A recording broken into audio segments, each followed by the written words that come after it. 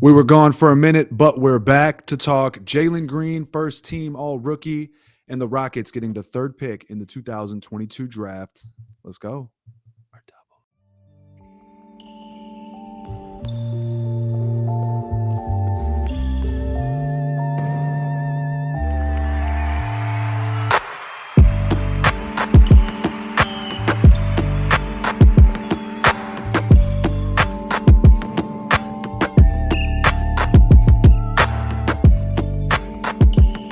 Welcome back to another episode of State of the Rockets, the premier Houston Rockets podcast. We took a couple weeks off. Life gets busy, as you know. I'm your host, Roosh Williams.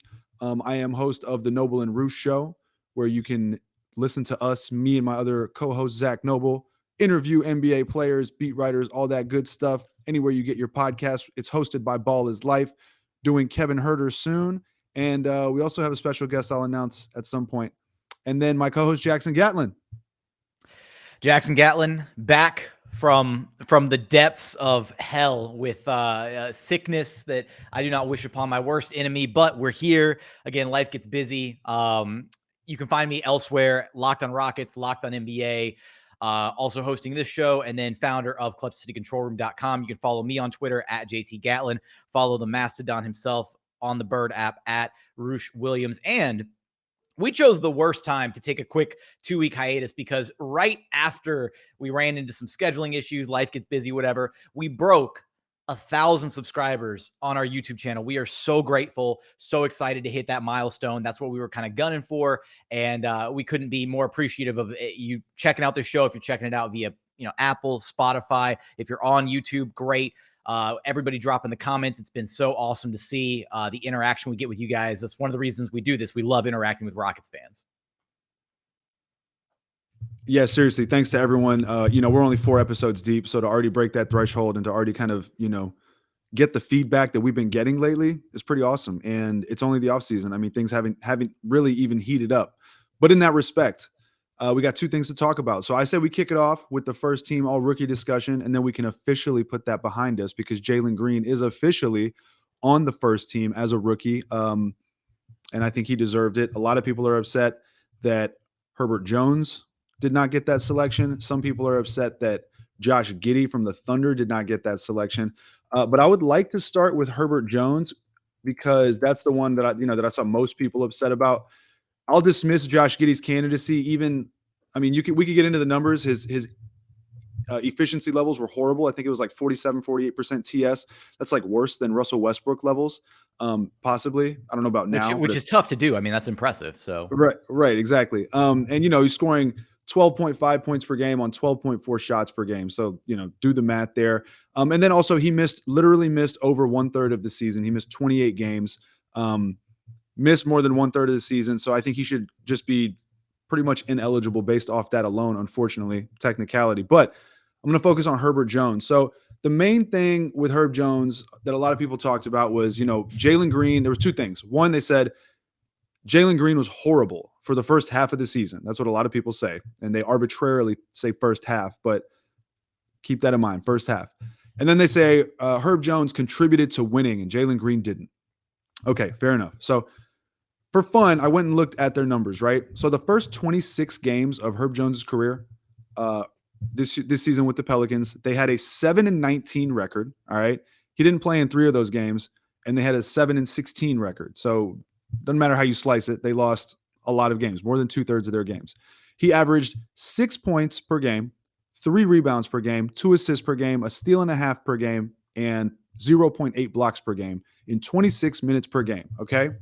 So take those numbers, 6, 3, 2, steal and a half, and almost a block. The steal and a half and almost a block are impressive. 6, 3, and 2 for a first-team all-rookie on the basis that Jalen Green was also awful. And these are the numbers that they say Jalen Green was awful on. These are Jalen Green's first 26 games. 15 points per game, 3 rebounds per game, 2 assists per game. The percentages were bad. I don't have the percentages. Herb Jones had better percentages for sure. But what are we talking about, right? 15 points per game compared to 6. And then they had the same amount of rebounds and assists, and Herb Jones edged him in steals and blocks. Now, again, if the argument is that, hey, what Herb Jones does doesn't show up in the stat sheet, but he impacts winning, then how do you explain being 7-16 in the games he played, 7-19 overall?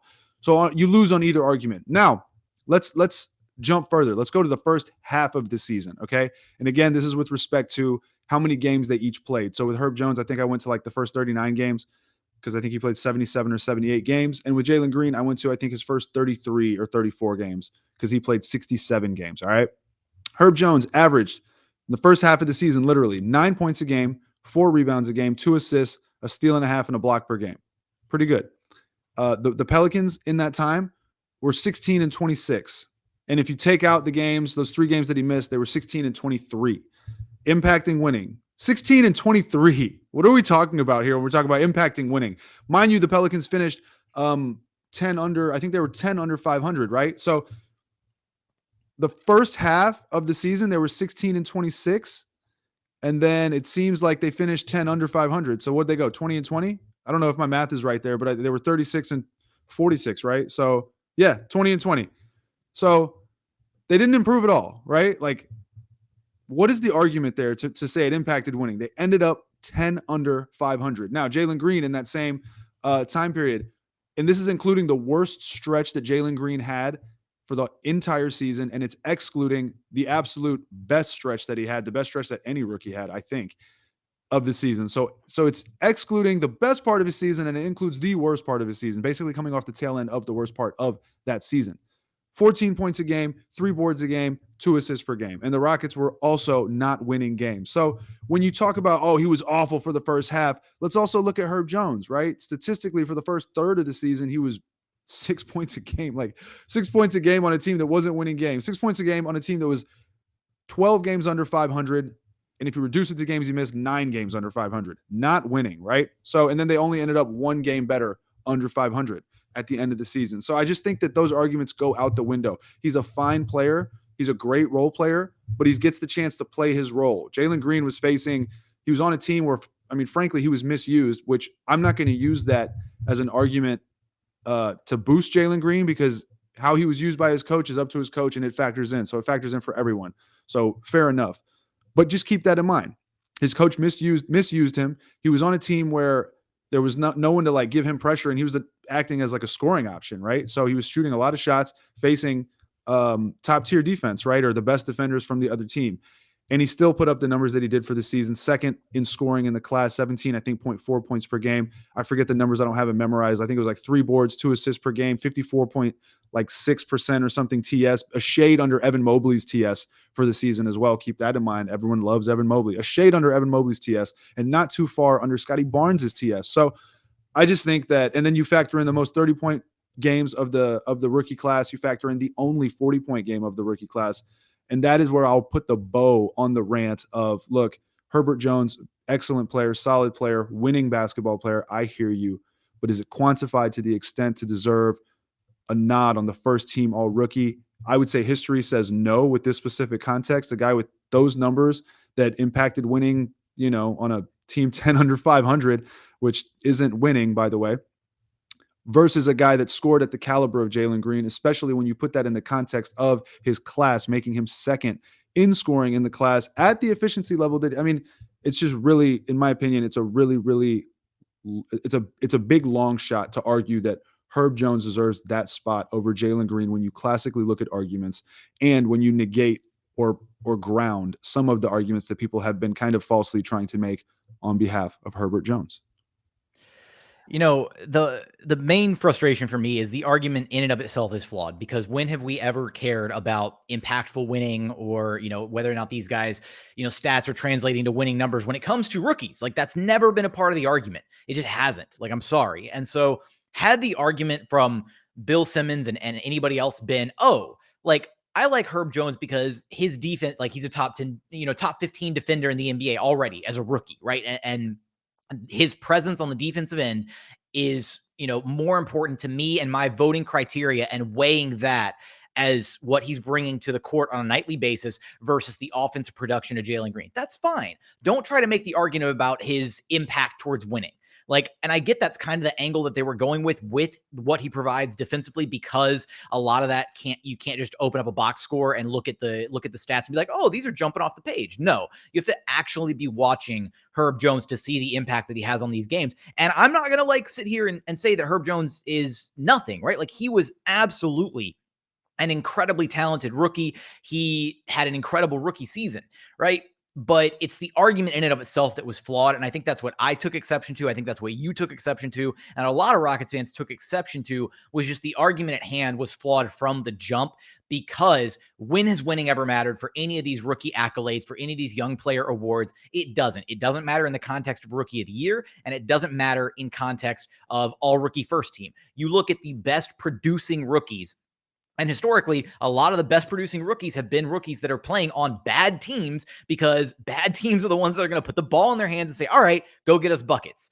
And this year was honestly a little bit, different in the fact that we had Scotty Barnes and Evan Mobley, who were productive for their respective teams and were part of viable, like, winning teams. But at the same time, like, those guys would have, maybe they would have even had more opportunity had they been on bad teams, right? And been highlighted a bit more, been more focal points of what they were doing. But they benefited from the exact same situation that Herb Jones benefited from, in the sense that those guys are kind of the ancillary pieces, right? They're not asked to do what Cade Cunningham has to do on a nightly basis, or even Josh Giddey or Jalen Green, which is be the focal point of the offense, create for others, have the best defenses keyed in on stopping you specifically. Like, nobody's walking out there and saying, all right, we're throwing our best defender on Evan Mobley. Like, that's not happening. Like, Evan Mobley just gets matched up against whoever the opposing big is, right? Whereas you got all these other wings and guards who are getting the best wing perimeter defender thrown at them on a nightly basis to try and intentionally shut them down.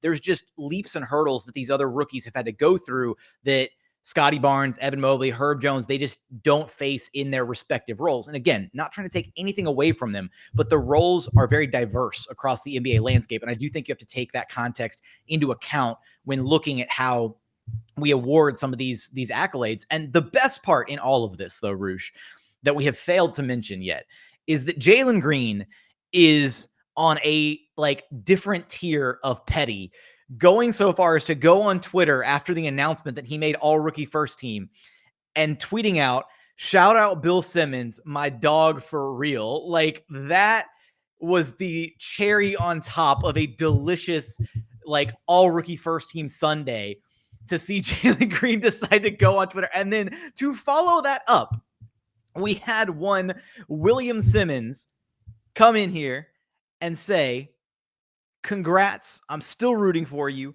Don't let the fake news aggregators ruin it for us. I just like 2022 Herb Jones more for first team," which was the whole point of the joke. Excited to see what you have in store for your second year.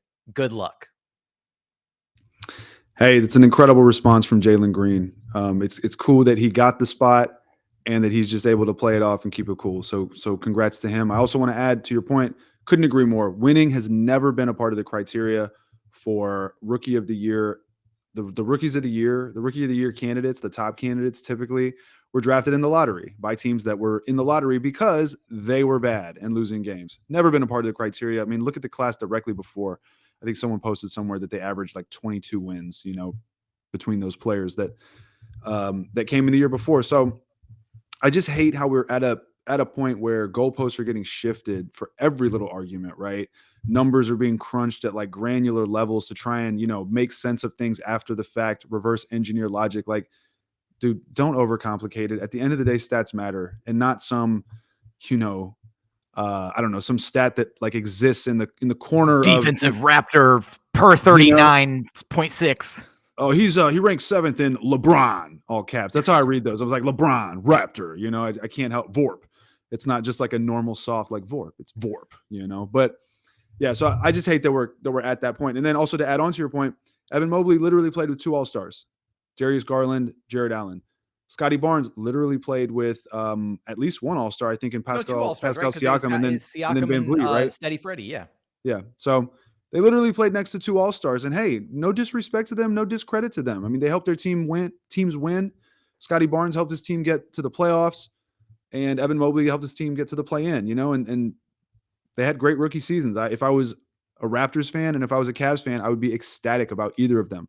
But let's not rewrite this like narrative. Jalen Green didn't even have a chance to play in that type of situation. And same with Josh Giddey. I mean, Josh Giddey, part of what was so impressive was that you were able to give him the rock, especially when SGA was out, and say, hey, go out there, and he could put up numbers and like be exciting running the show. And that's also why Cade Cunningham would have been my rookie of the year personally, because he had the hardest job. He was running an entire offense. As soon as once he came in and was healthy and started playing, he ran the offense. And that's really hard to do.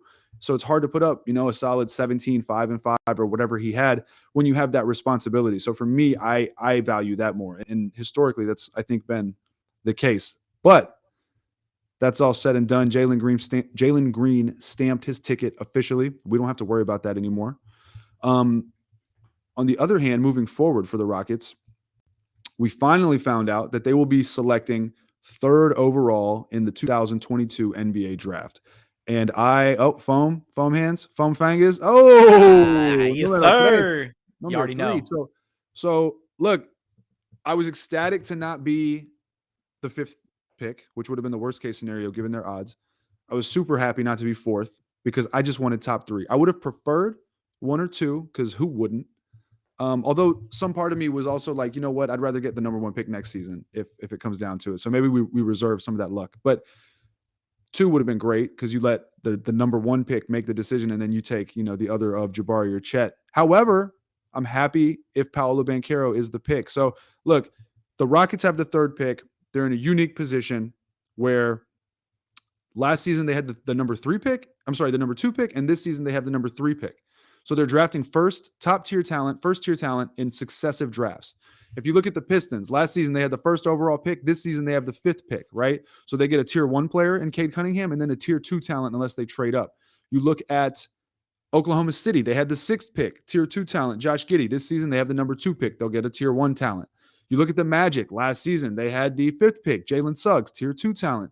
This season, they have the number 1 overall pick, tier 1 talent. So each team, there's a little bit of a referendum on Jalen Suggs there, right? He had a down rookie year, but at the time, he was considered one of those tier 1 talents along with the other top crop of rookies. Remember, Scottie Barnes was the guy who leapt over him in the prospect pecking order on draft night. And there was almost this common consensus that the Raptors were just going to take Jalen Suggs at number 4, and they surprised everybody by taking Scottie Barnes. So that you're not wrong. Yeah, you're not wrong, but I would argue that Jalen Suggs is more like, he's actually lesser of a prospect in my opinion than Jaden Ivey. And Jaden Ivey is not a consensus top 3 either. He's like the consensus 4th pick, right? Like last season, it was Jalen Green, Evan Mobley, Cade Cunningham, and the rest of them, right? I think that was most people's view. So there were some people that thought, oh, Suggs, man, I love coming off that tournament. He's got the heart and the will to win. But those were mostly people making their reaction based on the tournament. Consensus, Jalen Suggs wasn't like a top 3 guy. He was the 4th guy. He wasn't. Yeah, no, but last year. But the point is last year was considered a top 4 draft. It was considered a top 4. It wasn't called a top 3 draft. It was a top 4. Jalen Suggs, while that 4th guy, he was in there as a consensus. I never had Jalen Suggs in the tier of the other 3, and most of the people I spoke with didn't. We don't have to waste time arguing with it. You're wrong. Except, no, I'm kidding. But but anyways, so So my point is to illustrate, look at those situations. Now, the Rockets could theoretically end up with Jalen Green and Paolo Banchero. You can talk about fit issues. We can talk about all the issues, and we will right now. But just keep in mind, that's a unique place to be in, right? That's hot wiring the rebuild and getting that thing going, right? The juice on the loose. You feel me? So, like I said, tier 1 talent, Jalen Green, Paolo Banchero, 2 guys that can come in, slide, and give you 20 plus a night, theoretically, right? In addition to having Şengün, and in addition to having a talent like Kevin Porter Jr., untapped potential in Usman Garuba, Josh Christopher, yada, yada, yada. We can keep going, right? Not a bad place to be in. Jackson, your thoughts? I agree wholeheartedly with what you said. The goal for me going into the draft lottery was just come away with a top 3 pick, right? Because things would get a little murky if they were down at 4 or 5, because even though you look at the other top prospects, I do think there is maybe a disconnect within the draft community and how people view, Jaden Ivey and then Shaedon Sharpe in conjunction with the rest of the other top prospects. For the longest time, I've had Jaden Ivey, above Paolo Banchero on my board, still do.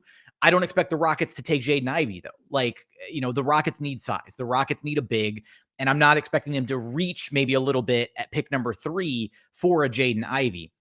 So in my mind, the way that I have viewed this whole thing since before the draft lottery and even now after is a top 3 pick guarantees them one of Jabari Smith, Chet Holmgren, or Paolo Banchero. And now we have a guest appearance for all of our YouTube viewers. How's little man doing? He's good. Keep going. He's listening. He loves the breakdown. Okay. Keep going. There we go. All right, bet. All right, I love this. He just needed some love, so I picked him up. So for me, right, it guarantees you one of those top 3 bigs. And I think the Rockets are in that position where they are planning to take one of those top 3 bigs. I really do not see them reaching and taking a Jaden Ivey or Shaedon Sharpe at number 3. And that was, to me, the cutoff point in my mind was, all right, how does the rest of this offseason play out? How does the draft impact the rest of the Rockets' decision-making process? And you're right, having the opportunity to come away with another tier 1 guy in this year's draft to already pair with the Jalen Green that you got in last year's draft. And just random sidebar here, not random, but like it's relevant. It was just so nice to also be sitting there and not panicking about like the OKC pick swap, like to just be there and to just be like, you know what? Even if they walk away with pick number 5, not the best, you're still getting a prospect. No worry about the pick like plummeting even further because there was the Miami Heat pick swap involved last year with the Thunder, and that would have sent the Rockets tumbling all the way down to pick number 18, which would have been like such a rough start to the rebuild to have been the worst team in the association and not come away with a top tier 1 prospect. So you're right. You said hot wiring the rebuild, and that's exactly what this was. Is they got Jalen Green last year. They got Şengün, Christopher, Garuba, and they're going to walk away with another top tier prospect this year. My thing is, though, everybody's acting like it's Paolo Banchero. Like everybody's acting like the book has been written, that it's already happening, that he's, picking out his locker down at Toyota Center right now, about to get some jumpers up. That couldn't be further from the case, in my opinion. I do not think that Paolo Banchero is a lock to fall to the Rockets at number 3. Why not? I genuinely think that the Orlando Magic may take that reach and take Paolo Banchero at number 1, because you look at the Magic as an organization and what they've struggled to do essentially for the last decade, right? Largely been irrelevant for the last decade. They've had I think they had one playoff appearance where they showed up as like a 7 or 8 seed and got waxed by the Raptors, if memory serves, in like 5 or 6 games. So they've been struggling to find a go-to guy for their rebuild, right? And Jalen Suggs had a very disappointing rookie year, if we're keeping it a buck. So they're still looking for. Oh, but he's a tier 1, but he's a tier 1 talent. But he's a tier 1 talent. That's fine. I said at the time he was a tier 1 talent. At the time he was a tier 1 talent. Let's not rewrite history. Let's not do that. Tier 1 at the time talent. He was a tier 1 talent. How do I kick this man out of here? No. All right. So, all right, Jalen Suggs, disappointing rookie year. Isn't necessarily going to be that go-to guy for them. Still, solid upside, has chance to grow, whatever. They need a go-to guy in the worst of ways. And which of the top 3 prospects is an immediate, ready-made, he's going to raise your floor, he's going to go out and give you 20-10. You think the Magic are going to go for their perceived ready-made star instead of the perceived, or I think consensus, highest ceiling in Chet? So here's the best. Here's the best. Like the funniest thing about this whole situation is I just don't know if they have the patience, right, to get Chet, because Chet's going to be the one that takes like the longest work, right? And he's also the riskiest pick of the 3 because Chet could easily bottom out, right? He could very easily, like, his floor is in the basement. That's what I've been saying for a long time. The risk reward factor there is like drastic, because if he does pan out, Chet would easily be like, if he hits a ceiling or even like 85, 90% of his ceiling, he'll be the best player in this draft, period, bar none, no argument. But the gap between his floor and his ceiling is ginormous. Whereas with Jabari and with Paolo, that's not as much of a concern. The floor on both of those guys is absurdly high. So that said, I don't know if the Orlando Magic are willing to take that risk after already more or less a decade of irrelevancy. They need a guy. They need like a surefire thing. And if they don't view the ceiling of Chet and of Paolo as like that drastically different. If they're, again, if Paolo, if they evaluate him, they're like, you know what, we think this guy's got that superstar potential, right? And that's what a lot of Rockets fans have been championing for the entire like draft cycle ever since the season ended. And everybody on the Banchero bus, all that, they have been like, Paolo's the guy. He's the guy. Take him with the pick. If the Rockets are number one, go Paolo.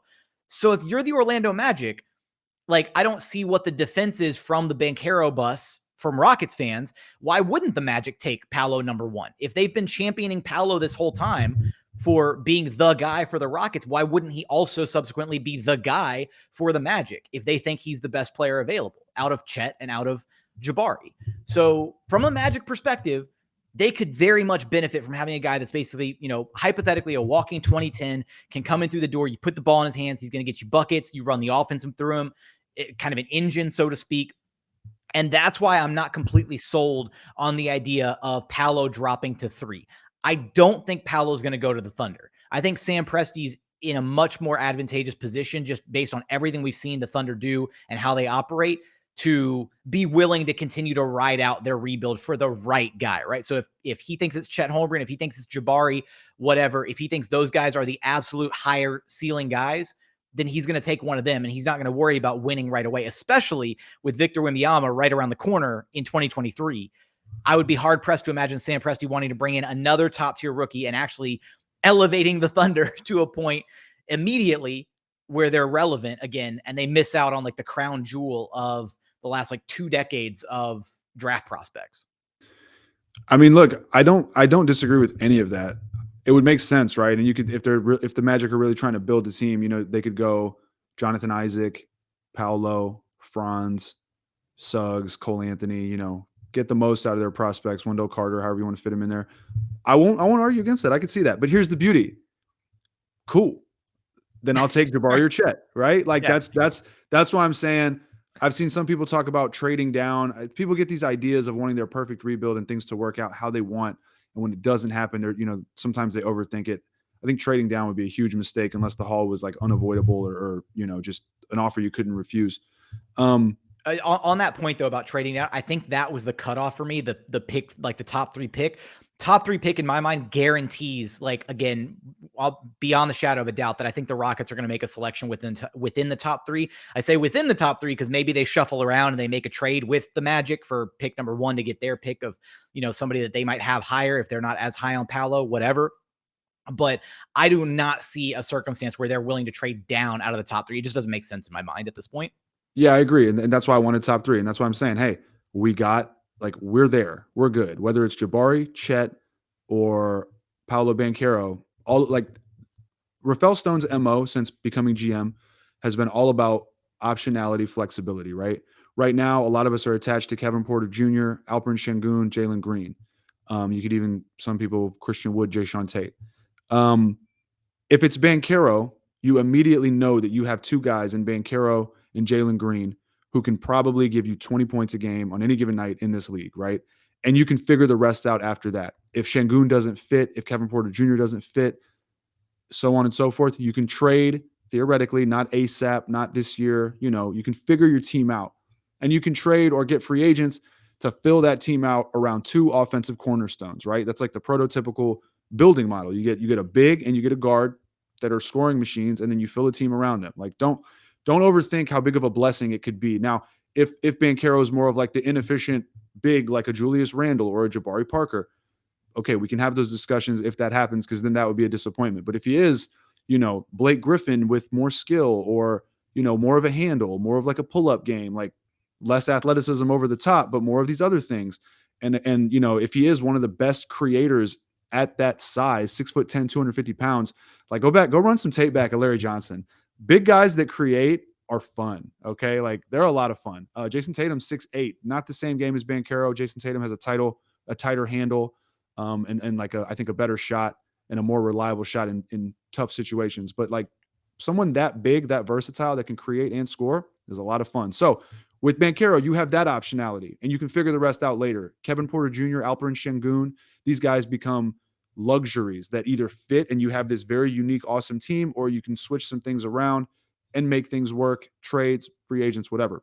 If it's not Banchero, flexibility, optionality, you have Jabari Smith, who theoretically would be a perfect fit next to what the Rockets currently have, right?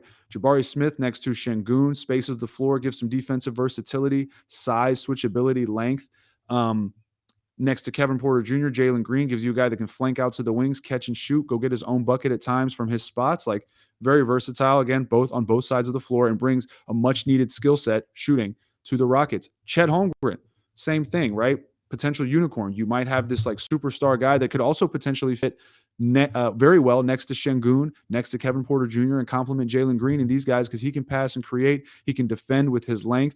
He's less switchable than a Jabari Smith, but I think he'll be decently switchable unless he gets cooked on switches by NBA guards, TBD. But again, you have optionality, right? So it's like, don't discount how much of a blessing that is, because some teams would kill for the, the option or the options to be able to do different things and build a different type of team. So that's what I'm saying. I'm happy however it rolls out. I don't want them to trade out. I will say with the 17th pick, I would like them to move up, maybe some type of package of 17 and any combination of, maybe Jayshawn Tate, Christian Wood, Eric Gordon, if they can get something valuable and move up to like the 7th pick, or if they could trade out and get some other players from a team that wants to get the 17th pick. And those players, I think that's less likely, because then that increases the likelihood that the Rockets are going to use some of that cap space for the 2023 season, offseason or whatever, which we could debate whether that's the move. But regardless, at top 3, you're getting a player that has a tremendous talent that's basically playing with house money. You give up nothing to get them. You get them on a friendly deal because it's their rookie deal.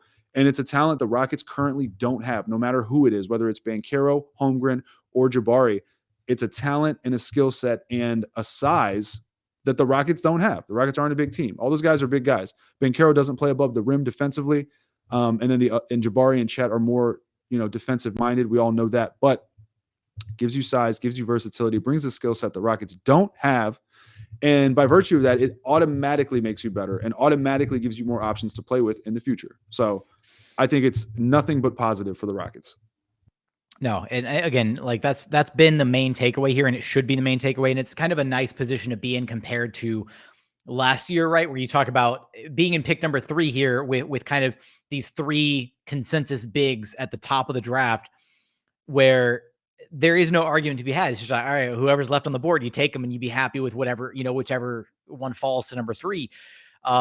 Now, again, there are some circumstances where the Rockets could potentially take fate into their own hands a little bit more, depending on what their internal scouting looks like, depending on who they are higher on, more so than, like, again, if they've got Chet at number 1 on their board or Jabari at number 1 on their board, and they're willing to move up. And if there's, some research that they do, and based on investigating around the league and little, back channel communications, whatever, they find out that Orlando has Paolo at number 1 on their board, they could easily facilitate a 1-3 swap. And then it gives the Rockets the chance to take their guy at number 1 overall. It's just, what more are you willing to give up in the form of either a young prospect or a future asset or whatever to be able to ensure you get your guy, right? To not miss out on them.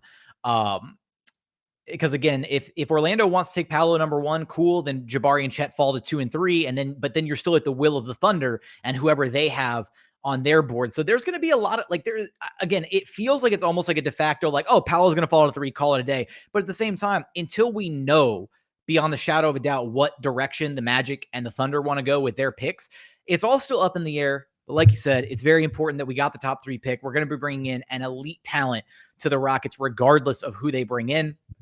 And this is a great way to start a rebuild, man. Like, I know I think you did a great job illustrating the differences between where OKC was, the Pistons, the Magic, between last year and this year, and the fact that the Rockets are the only one of these bottom tier teams that's going to walk away with 2 tier 1 prospects in back-to-back drafts in subsequent years. Like that feels... Like, think of the Pistons. The Pistons have Cade. The Pistons have Sadiq Bey. And they got Killian Hayes. Okay. Killian Hayes is, I'm the next James Harden. No, yeah, I'm not high on Killian Hayes at all. So we won't include him. Sadiq Bey, pretty solid. Had a solid, sophomore season? I can't remember. But had a very solid season. And he's their second most talented, young talent, young core kind of guy, unless I'm just drastically missing somebody. But Isaiah Stewart's solid, but he's solid, but I'd put Sadiq Bey over him. Yeah. Right. So, and then in this draft, they got the 5th pick, right? So they're not going to get a Jabari. They're not going to get a Chet. They're not going to get a Banchero unless they trade up or something happens or someone falls or whatever. the Rockets could come away from this with Jalen Green and Banchero, Chet, Jabari, all of whom that second person you would much rather want than Sadiq Bey. And even if you wanted Cade over Jalen Green or still think Cade is better than Jalen Green, that's totally acceptable and fine. But the gap between Jalen Green and Cade is probably less than the gap between Sadiq Bey and whoever that other top three guy is. And then boom, rebuild started, right? And again, you're playing with house money because you've got Alperen Şengün, who I'd probably also take over Sadiq Bey. You got Kevin Porter Jr. You got talent. You got KJ Martin. You got who's a role player, obviously, but compared to Isaiah Stewart or whatever his name is. So it's a great place to be in. I just want to emphasize that. I know I've tried to stay away from like the arguments on Twitter about this guy or that guy, or this guy's fatal flaw is too bad and won't fit because of this reason, or defense is going to be awful with Şengün and Banchero. Like, look, in theory, you're probably right. I think that makes sense for the defense to have some serious issues with Banchero and Şengün. However, if you can defend on the perimeter, I don't know, man. You got two stout guys that are both 6'10". Alpe's listed before the season at 6'9", 235. I have to believe in shoes. He's probably closer to 6'10". And I saw him, I think, listed on either NBA.com or ESPN at 243. So let's just call it 245. And then Banchero is 6'10" and like a legit 250, 255. Those are strong guys. It's much better than Christian Wood at 210, 215, 220, not really playing defense and only Şengün, right? That's actually even bigger, Banchero, bigger than Daniel Tice, who's only 6'8", So maybe there's issues. Maybe those guys are able to, communicate and play smart enough together and use their strength and their stoutness together to where if you hold down the perimeter decently, maybe the defense is average. That's the beauty of that is we get to watch it play out, right? We don't have to make these assumptions off the bat. So I've tried to stay out of the arguments and all that. And I'm just trying to focus on the fact that it's a great position to be in. You get the second pick and then the third pick, in addition to the other talent you already have. I even forgot to mention Josh Christopher. And again, Garuba, like if you have concerns about Banchero defensively, the Rockets have a lot of options to run small. Like imagine Banchero and Garuba, Şengün and Garuba running it, and Garuba's only 6'8", 6'9", but he's got very long arms and smarts and strength. Like the Rockets, on paper, if Steven Silas can press the right buttons, could be fun to watch depending on who they draft. So I'm excited, man. Just focus. I'm trying to focus on that. I'm trying to focus on the possibilities because a lot of these teams can't focus on those possibilities the way that we are able to. So shout out Kevin Garnett. Anything is possible. No, but that was like the weakest anything is possible of my life. I don't have the energy to like drop in like a real one, but you're absolutely right. And I think that when we look at, so many of these arguments, right? So many of these arguments, as soon as the Rockets, even before the Rockets found out what their pick was going to be, and trust me, we're going to continue to get these arguments all the way up until and after draft day. And then even then there's going to be hopefully my biggest thing is hopefully we don't see like a side of Rockets fans that we saw last season where there was such a divide between those who wanted Jalen Green and those who wanted Evan Mobley. And still to this day, there are some really like rabid Rockets fans who are no, Jalen Green was the wrong pick. Yeah. People get wrapped up in being right. They wish for the failure of one player just so they could be right. Whereas I would have, suggested the failure of a player just so the Rockets made the right pick. I don't care if I thought they should get that guy or not. I don't care. As long as it works out for the Rockets, that's all I care about, right? Like, yeah. If you wanted Mobley and Jalen Green turns out to be better, you should be happy. Like who cares? If you want Chet and the Rockets get Banchero, you shouldn't pray on Chet's downfall vice versa. You shouldn't pray on that. You shouldn't pray on Banchero's downfall just to prove that you were right at the detriment of the Rockets, right? Like, so that's a weird warped way to have a fandom, which actually is something that we do want to talk about we're going to make sure to visit this topic in our next show, is talking about some of the kind of warped views of like, NBA fandom when it comes to like, standing players and like critique, the way that some people critique players and the difference between, hating on a player, critiquing them, all that stuff. We want to get into some of those topics because it was a topic that was suggested to us. By Big O. Big O. Yes. Yeah. Shout out to Big O. He's been wanting that question answered. I feel bad, but we're going to definitely get to it. We just wanted to focus on the most recent news, which was obviously Jalen Green, first team, bang, bang. And the Rockets getting the third pick, which, hey, like I said, we've come a long way, by the way. Take a step back and let's acknowledge that 2 seasons of getting just mopped up like mopped up with not much to show for it until it felt like until the last 2-3 weeks of the season where Jalen Green was unleashed and it was like, this is what I've been waiting for. This guy's the future. 30 points a game at will. Like, this is that excitement. Even when the Rockets sucked, when they had Steve Francis, there was an excitement there, right? There was an excitement between, like, I remember being a kid that remembered the championship days, and I was still excited about Franchise and Mobley, even though they sucked, right? And if you have visions for a rebuild, imagine Franchise and Mobley, yow, right? Like, oh my God. And they weren't good. And then what they do? They flipped Francis and Mobley and they brought T-Mac in. And that was a lot of fun. Obviously, they fell short of what we wanted, but that was so much fun, right? So, like, rebuilds work in weird, different ways. Sometimes you draft guys that don't work out and you flip them up for an upgrade, which, quite frankly, might be something the Rockets do, right? Find like a disgruntled star that's ready with their draft capital and the talent they have. Sometimes you find a guy that a team doesn't want to pay, like James Harden, and it jumpstarts things.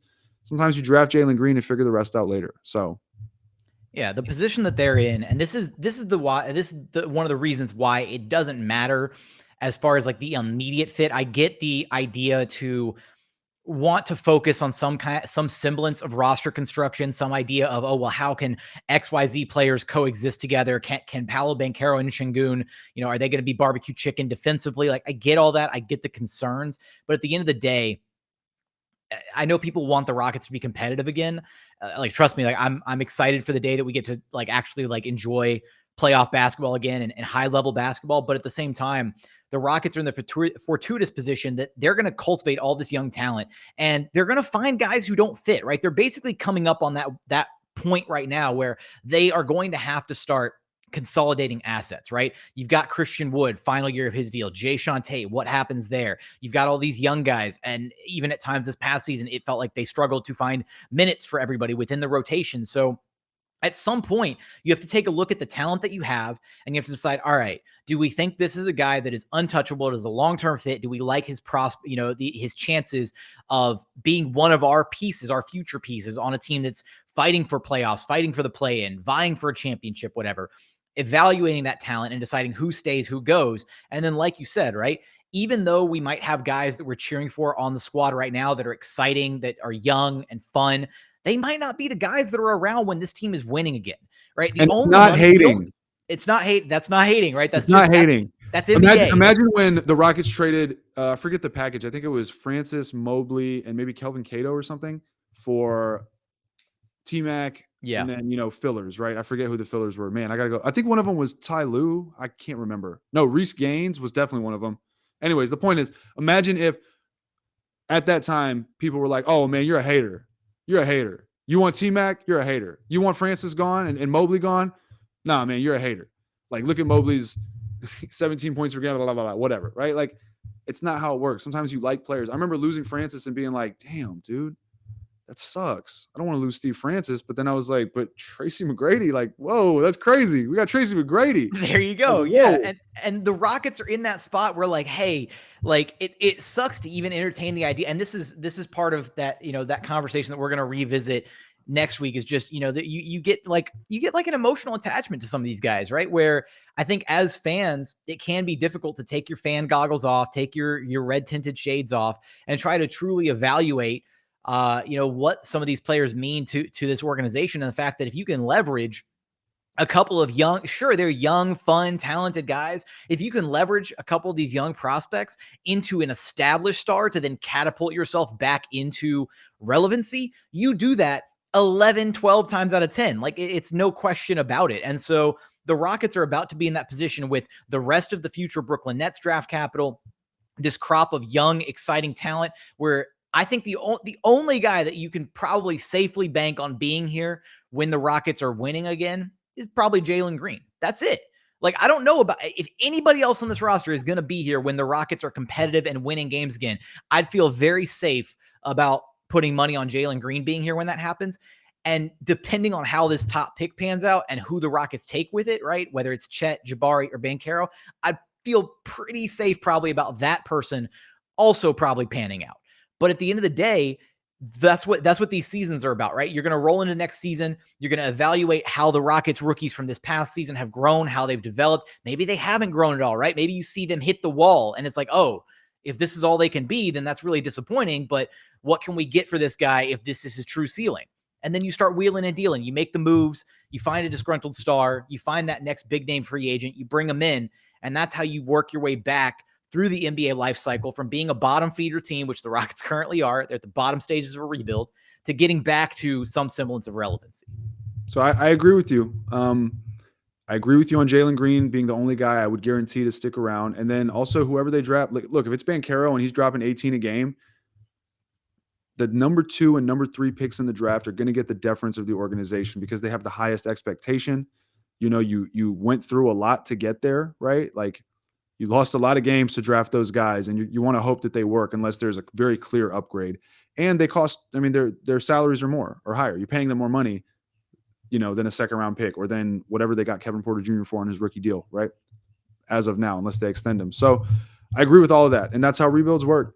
You just got to get used to it. I mean, at the end of the day, the Rockets have a ton of young talent. I mean, again, Jalen Green, let's just say Banchero, Kevin Porter Jr., Alperen Şengün, all.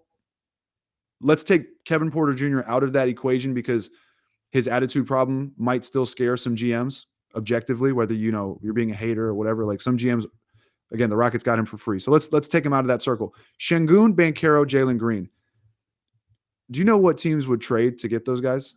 You know, like, that's a crazy batch of talent. Whether they work together or not is not the issue. The batch of talent that you're working with, in addition to the amount of draft capital that the Rockets have, and then you add Eric Gordon on an expiring. You add John Wall expiring. Maybe that's actually not an asset because he's so expensive. You add Christian Wood on an expiring. Jayshawn Tate on a very team-friendly deal. Whatever. You didn't even live. You still got Usman Garuba, KJ Martin, Josh Christopher. Like, this Rockets team is poised and in such an excellent position. And I will say that again, I do not envy the position that Rafael Stone is put in, right? Because he does have to look at some of these young guys. You got to make the right calls. Yes, like these are guys that you like. We've you don't want to let the you don't want to let the wrong ones go and, like, you know, keep the, you know what I mean? Yeah.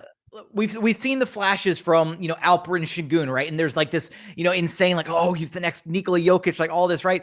And even though, like, when we did our player grades and everything, I rated him like the highest player grade that I had for all the Rockets young guys, like all this, I still don't know, right? Like, I don't know what his future holds, like, because there are some legitimate questions and concerns about his game, how he would factor into a potential, like, championship caliber team, right? There's certain concessions you have to make in your roster construction if you're building a team, and Alperen Şengün is one of your centerpiece guys, right? If he has to play the 5 moving forward, then that hamstrings you into building a roster a certain kind of way.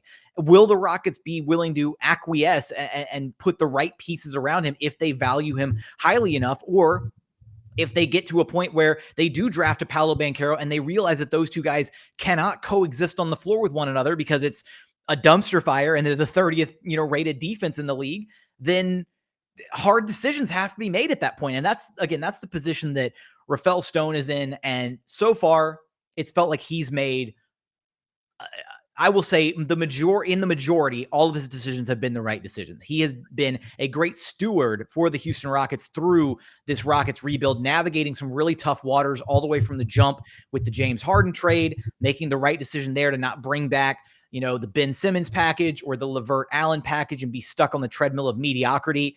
Like, all of this to say that the Rockets have done an incredible job in these first 2 years now officially. Well, I guess not a full. This was the first official year of the rebuild. This was the first last season was purgatory. And look, again, we've said this before. Yeah, last season was purgatory, unfortunately. The wow factor. I mean, come on, does it get worse?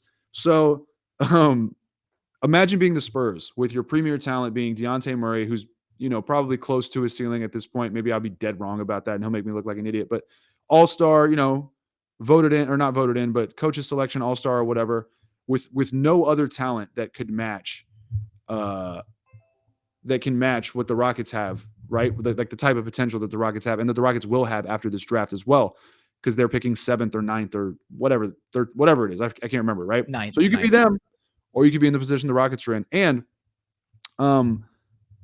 I forgot I had a point to make, but I basically agree with everything you said, right? Oh, this is what I was going to say. Stone has done a great job of collecting the talent, and he's proven that he knows how to find like talented basketball players.